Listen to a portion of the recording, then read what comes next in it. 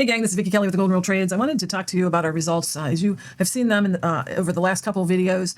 But one of the things that looking at results brings up is the importance of keeping your equilibrium. Because a lot of times people want to make this about numbers, and yet the biggest thing that will help you is maintaining your equilibrium. Why? Because there is a chemical factory in your brain that is going off every time you trade, and you want to make sure that you keep that on track. So let's talk about that a little bit.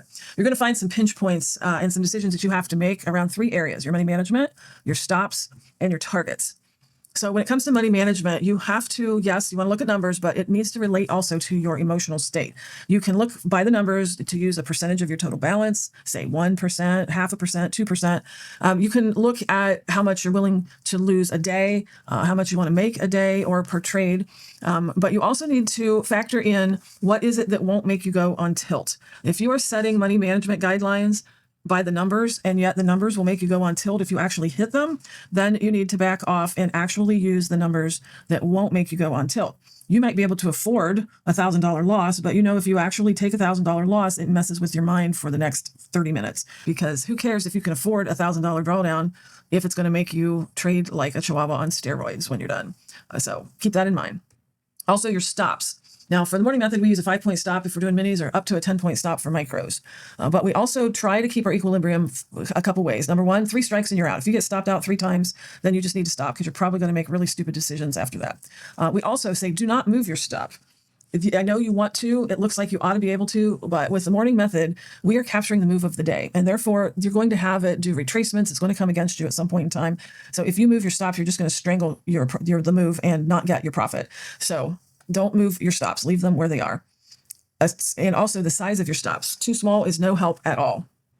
When the market's being volatile and it's moving 10, 20 points just as a matter of course, if you have a 5-point stop, you might as well just write your check out to the market, because it's going to hit that just in the normal movement of the day.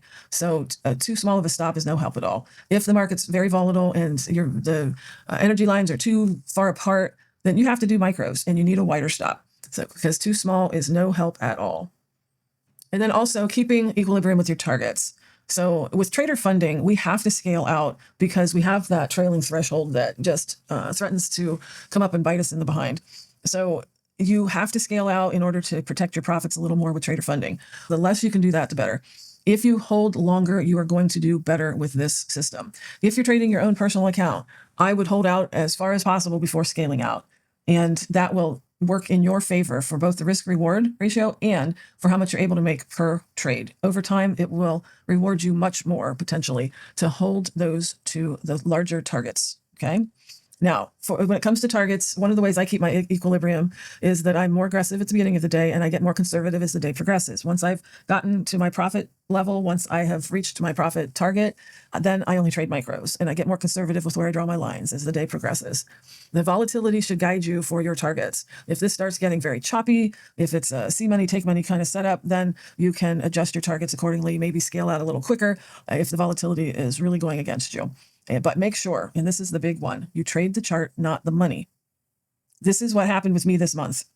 I traded too conservatively at the beginning of the month, so I had to be more aggressive at the end of the month. It was not a choice at that point. I had to be more aggressive.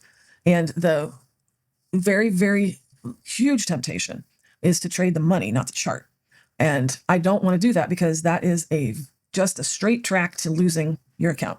So you still take the setups, you still play by the rules. If you want to keep your equilibrium, trade the chart, not the money. So there are numbers that do need to guide your decisions. How big are your energy lines? How big is your account? What can you afford to risk? But maintaining your equilibrium should also guide your decisions too. The numbers may say one thing, but if you know it's going to put you on tilt, if you know that you're going to live with it the rest of the day or the rest of the week, or you're going to go home and yell at your spouse, those are all valid reasons to be more conservative with what you're doing to maintain that equilibrium. So make sure you stay chill, stay safe, and I will see you at the open.